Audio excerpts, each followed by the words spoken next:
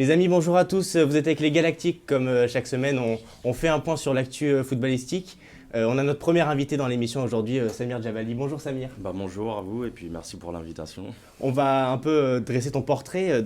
Tu es journaliste sportif, mais avant de travailler pour ta passion, tu travaillais dans la finance, tu étais conseiller financier. Exactement. Comment s'est passé, on va dire, cette transition dans ta vie Comme tout le monde, depuis tout petit, j'étais passionné de foot. Donc j'y ai même joué donc à un certain niveau. au Paris FC Au notamment? Paris FC. Et puis en parallèle, forcément, il y avait les études, donc ce qui était très important. Aujourd'hui, c'est des conseils que tout le monde donne à des jeunes qui sont au centre de formation. Le foot, c'est une chose, mais il peut se passer tellement de choses qu'en fait, l'aspect sportif puisse s'arrêter du jour au lendemain, soit pour blessure ou autre. Du coup, j'ai jamais lâché l'objectif de faire des études. Et puis, ma vocation à l'époque était dans les finances. Voilà. Donc, après avoir fait mon BTS, si vous voulez, derrière, j'ai tenté ma chance au Paris FC. Malheureusement, ça n'a pas marché comme je le voulais. Et la solution la plus simple pour rentrer du coup dans la vie active, c'était de postuler en banque chez BNP Paribas, chez qui j'avais fait mes stages en BTS. Donc voilà pourquoi j'ai été conseiller clientèle. Avec ta chaîne YouTube qui compte près de 3000 abonnés, tu as sorti un reportage sur le PSG, sur toute la Ligue des Champions, comment ils abordaient cette année. On peut voir les avis de Mohamed Sissoko, Jessica Wara, Eric Rabessandratana et Paolo César. Moi, je vais te poser les questions que tu leur as posées un peu sur, par exemple, le centre de formation du PSG. Toi qui as peut-être vu ça aussi d'un œil plus footballeur, comment tu vois évoluer le PSG plus tard avec ces jeunes joueurs? Alors il s'est passé tellement de choses en fait au sein du club que la question elle est difficile. La plupart vont vous dire qu'aujourd'hui le Paris, l'Île-de-France, c'est un vivier de footballeurs extraordinaires, pour certains le deuxième au monde, donc après le Brésil. Ce serait dommage d'avoir un club de l'envergure du Paris Saint-Germain, de ne pas s'appuyer sur des jeunes du club qui plus est sont vraiment vraiment très très forts. On le voit d'ailleurs là en ce moment avec la Gambardella. Si vous suivez, le Oui, ils PSG ont gagné contre Lyon. est parti gagner 5-1 à Lyon. Donc on voit qu'il y a un potentiel énorme. Et il se passe toujours la même chose. C'est qu'en fait, dans l'effectif professionnel, aujourd'hui, il y a des stars. Le Paris Saint-Germain est entré dans une nouvelle dimension. C'est sûr. Et la question, c'est celle-là. Il y a des joueurs énormes qui sont en place. Comment faire pour intégrer les pépites du centre de formation? Je trouve qu'il y a un exemple en ce moment qui est pas mal, c'est celui de Kouassi, Évidemment. et qui fait pour son âge des matchs énormes, qui pour moi est très serein sur le terrain, qui me choquerait même pas qu'il démarre contre Dortmund, par exemple. Je pense que ce sera pas le cas, mais si jamais il démarrait, ça m'aurait même pas choqué. Et malheureusement, de ce qu'on entend à droite à gauche, il serait plutôt C'est partant. ça. Donc moi, je serais d'avis à garder, pour répondre du coup à ta question, je serais d'avis à garder ce genre de joueur, justement pour envoyer un message à tous les clubs français, à toute l'Europe, que voilà, ça va pas être facile de venir nous prendre nos jeunes. Donc moi, je serais d'avis de s'appuyer sur ce style de pépite du centre de formation. Moi, quand je pense à Nkunku, à Diaby qui sont partis, à même un peu plus, il y a longtemps, Edouard qui s'épanouit super bien en Écosse. En même temps, quand on est un joueur du PSG, la porte de sortie, c'est un peu logique. Quand tu vois du Neymar et du Mbappé, comment tu veux t'imposer comme titulaire dans cette équipe du PSG? C'est même limite impossible. Je pense qu'il y a le facteur patience qui joue énormément. Il y a plein de réalités. Il y a une réalité économique, il y a aussi le profil du joueur, son mental, son entourage, comment il est conseillé, ce que lui il a envie de faire réellement. Il y a tout plein de choses qui donnent un résultat, qui fait que le joueur reste ou pas au club. Et le cas de Nkunku, par exemple de Diaby, c'est que c'est des joueurs qui avaient énormément envie de temps de jeu pour progresser. Et en fait, c'est des arguments qu'on peut tous entendre et comprendre. Ouais, Et il y a des joueurs qui seront peut-être plus dans la patience.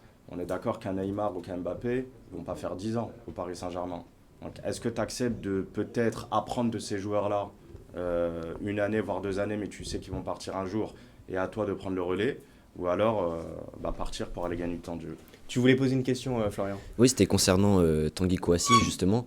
Tu étais d'avis, justement, à le garder au club, mais le club fait tout, justement, Leonardo fait tout pour garder Tanguy Kouassi. C'est plutôt lui et son entourage qui hésite encore, on va dire.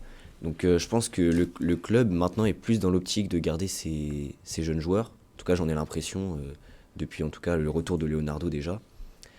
Euh, on parle de Tanguy Kouassi et également Adil Aouchiche. Voilà, c'est le genre de joueur que le Paris Saint-Germain voudrait garder. Après, voilà, c'est le facteur, comme tu l'as dit, c'est le facteur patience et aussi le facteur économique. Il y a certains joueurs qui ont fait et qui feront, il y aura toujours des joueurs qui feront ces erreurs-là, justement de partir pour gagner plus rapidement, alors qu'ils ont un fort potentiel et derrière, finalement, ça marche pas. C'est des erreurs de carrière et il faut éviter, justement, en tout cas au Paris Saint-Germain, de faire ces erreurs-là avec les jeunes. Je voulais revenir sur ton reportage. Combien de temps ça t'a pris entre ta première intervention, ta première interview et la fin du montage 6 mois. Ah ouais, 6 mois de reportage. Je l'ai commencé début septembre et je l'ai fini la semaine de la diffusion. Wow, très beau travail. Et Merci. je t'écoute. Ouais. Enfin. J'ai une petite question. Justement, tu as rencontré des grandes personnes du Paris Saint-Germain.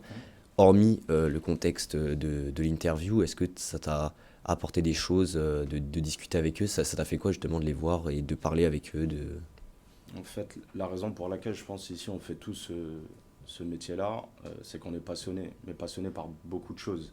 C'est-à-dire que de base, moi tu me parles de foot, que je parle de foot avec la star ou avec Monsieur Lambda, je vais toujours être passionné, mais de la même manière en fait. Je vais tenir un discours engagé, je vais avoir des idées, je vais parler. Alors en plus avec quelqu'un qui a de l'expérience et qui est passé par le club pour lequel toi tu supportes, ça t'apporte beaucoup. Ça m'a apporté, enfin, c'est un peu comme la morale de tout dans la vie, c'est de toute façon le moindre échange, ça t'apporte tout le temps.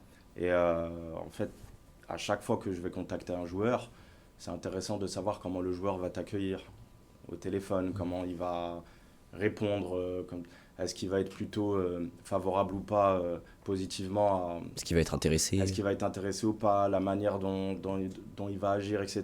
Et tout ça, c'est des choses intéressantes. Et moi, ce qui m'intéresse, c'est que voilà, la réalité d'aujourd'hui, c'est pas celle de demain.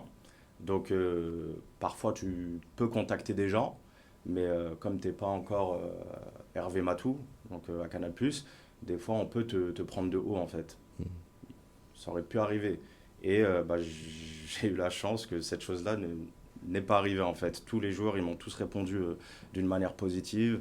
Et puis, à chaque fois que je les ai rencontrés, que je leur ai donné le lieu de rendez-vous, à chaque fois, on parle football une demi-heure avant l'interview. Donc Tout le temps. t'as pas eu de problème pendant ce reportage? De problèmes. De petits imprévus De problèmes, ça va être peut-être des fois, bon, le joueur il te donne une date de rendez-vous, puis finalement, au dernier moment, il faut changer peut-être, voilà, enfin, des imprévus, mais c'est pas méchant. D'accord. Et parfois aussi faire attention à l'aspect technique, donc tout ce qui est micro, Ouais, c'est montage, sûr. ce genre de choses-là, faire très attention. Donc voilà. C'est désormais officiel. Il y a le match PSG Dortmund qui sera à huis clos. Triste nouvelle. Ouais, tu as beaucoup axé ton reportage sur Paris, la Ligue des Champions. Comment tu vois le match de mercredi se dérouler sans les supporters du coup Wow, du c'est PSG? the question. Je saurais pas trop. Je sais pas si c'est le supporter qui doit te répondre. Franchement, déçu déjà. Déçu du huis clos. Personnellement, je comprends pas trop le huis clos. Alors, ok, on va me dire que voilà, la santé, ça passe avant tout, il n'y a aucun problème. Mais voilà, j'ai encore vu ce matin sur Twitter une photo sur les quais du RERB. Oui, Ah, c'est sûr. faut mettre toutes les gares à huis Les clos, métros, c'est faut, ça, c'est ça. faut tout mettre à huis clos en fait. Donc et même il y a d'autres stades d'Europe qui vont être remplis cette semaine. Aussi, c'est vrai. Le Corona, ok, on en parle à Paris ces derniers jours, mais il n'y a pas que Paris qui est touché par le Corona. Mais pourtant, les autres fédérations vont pas mettre un huis clos, enfin les autres préfectures de police plus précisément. Donc moi je suis assez triste pour le club, parce que le club a besoin de ses supporters pour justement faire le maximum contre Dortmund. Je pense qu'il y a des supporters qui seront déçus de ne pas vivre ce style de match au Parc des Princes. Et bon, j'ai pas envie de penser d'une manière négative, mais admettons que le Paris Saint-Germain ne se qualifie pas. Ça voudrait dire qu'en fait, tu vas toujours te dire je ne me suis pas qualifié parce que je n'avais pas mes supporters. Tu vas encore va trouver être une une excuse, excuse, c'est ça. voilà. Tu vas encore rajouter quelque chose. L'année d'avant, c'était l'arbitre PSG-Barça. Après, Manchester, personne n'a d'explication. Et là, cette année, tu vas sortir l'excuse du coronavirus. Tu vas sortir l'excuse du huis clos. Et ça fait que tous les ans, tu vas sortir une excuse, quelque chose. Tu n'as jamais joué ton match important avec tous les arguments pour gagner ce match-là.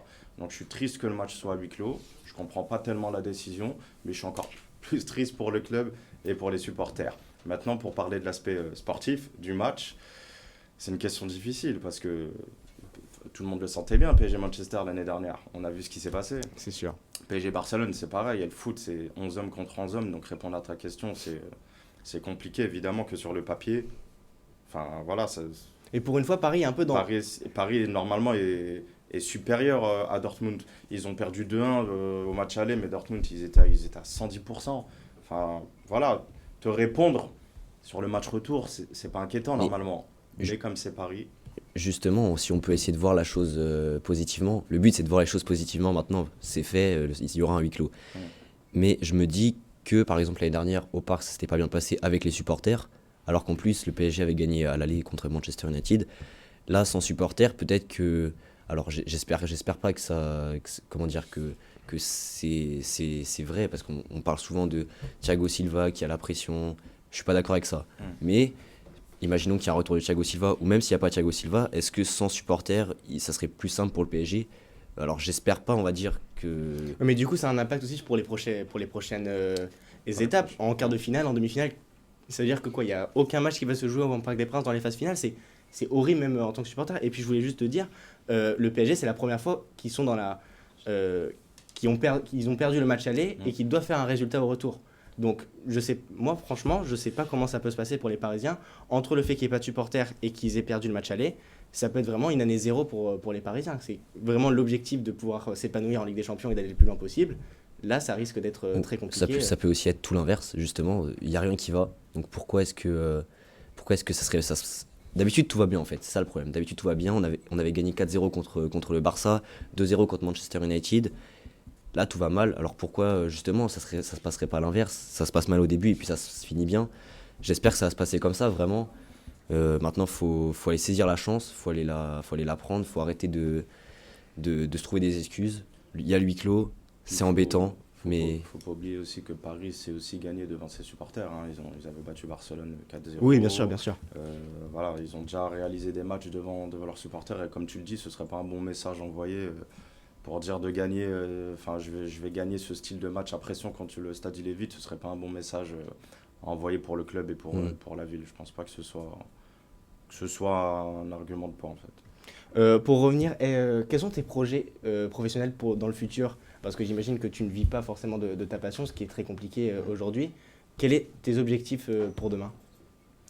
C'est déjà de continuer à apporter le maximum d'interviews au public. À chaque fois que je réalise un face-à-face, vraiment, c'est pour apporter quelque chose.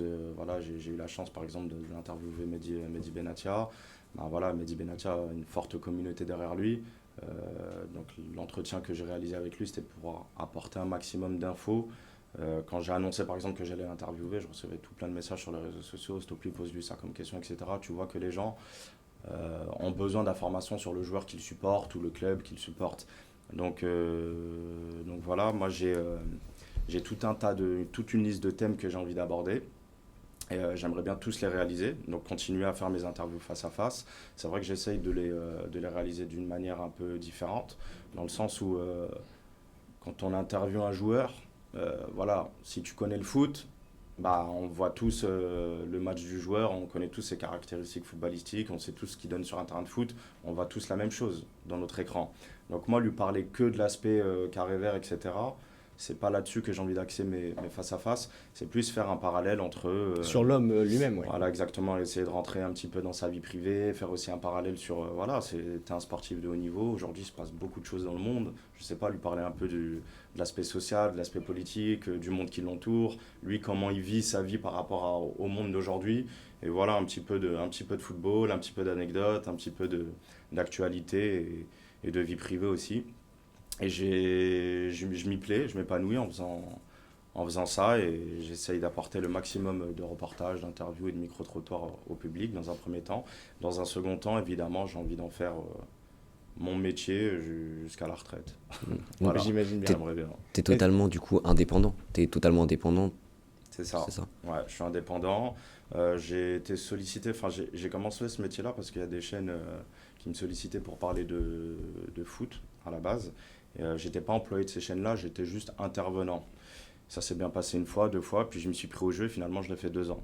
Donc pendant 2 ans, j'étais sur les plateaux télé tous les lundis soirs et tous les mercredis à parler de foot. Puis comme voilà, comme moi-même j'ai été joueur et puis que je me suis tissé un certain réseau dans le monde du football, j'ai décidé il y a un tout petit peu plus d'1 an d'ouvrir mon concept. Donc à l'heure d'aujourd'hui, oui, je suis totalement indépendant. Super. Pour finir, une dernière question. Est-ce que tu as une idée d'un reportage que tu voudrais effectuer prochainement? J'imagine que tu as déjà plein de thèmes que tu veux aborder comme tu l'as dit. Est-ce que tu veux axer peut-être un futur reportage sur quoi? Je pense que le prochain, ce sera axé sur le racisme. Il s'est passé beaucoup trop de choses En ces Italie derniers notamment, temps, par exemple, mais au Portugal aussi. avec Maria, oui. Voilà, donc que je salue d'ailleurs, qui est quelqu'un de ma ville. Donc je pense qu'on va essayer de faire quelque chose là-dessus. Je pense que c'est triste qu'en 2020, dans ce monde moderne, on vit encore ce genre de choses. Je trouve ça honteux, je trouve ça... Je sais pas, aujourd'hui, voilà, on a tous accès à l'éducation.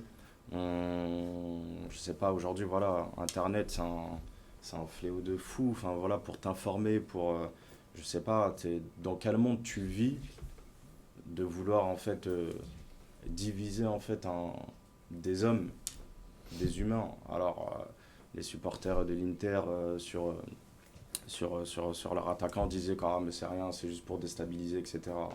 Ça va. Donc, je sais pas, c'est quelque chose de très grave. De faire des cris de singe, de jeter des bananes, de t'insulter pour une origine, pour peut-être une religion, pour quelque chose. Dans quel monde on vit? Et je vais tolérer ça en te disant que c'est pas grave, c'était juste pour te déstabiliser, pour que notre équipe gagne. Ouais, non, c'est sûr. Donc, ça veut dire, en gros, on a le droit de tout faire, et puis derrière, je vais te sortir ce genre d'excuses. Voilà, j'ai un documentaire que Olivier Dacour avait sorti, Je ne suis pas un singe, qui m'a beaucoup plu, mais je suis resté un peu sur ma faim parce que j'avais envie encore d'aller plus loin en fait, dans le reportage. Il y a des réponses des invités qu'il a eu qui m'avaient pas beaucoup plu, notamment le Gret, notamment Infantino. J'aurais aimé qu'ils aillent un petit peu plus loin. Quand Infantino il dit qu'en gros, voilà, on fait tout un tas de choses, on met de l'argent dans de la pub contre le racisme, etc. Donc tu penses qu'aujourd'hui, se serrer la main, rentrer dans un stade, mettre une petite affiche en disant voilà, Il no faut racisme. sanctionner, je pense. Donc en gros, c'est bon, genre c'est assez pour éviter le racisme. On voit que ça n'aide pas encore aujourd'hui et que malheureusement c'est encore trop présent. Donc c'est un sujet qui m'intéresse énormément. Je pense que je vais m'axer dessus. Super. Merci beaucoup, Samir, Eh ben, d'être merci, venu. merci pour votre invitation. On te laisse le mot de la fin si tu veux. J'ai juste envie de dire longue vie à cette émission. Donc voilà, j'espère que vous aurez beaucoup d'invités et un succès. Voilà. Merci beaucoup. Merci Super, à tous, ces merci. amis. On se retrouve la semaine prochaine pour un point actu sur le foot.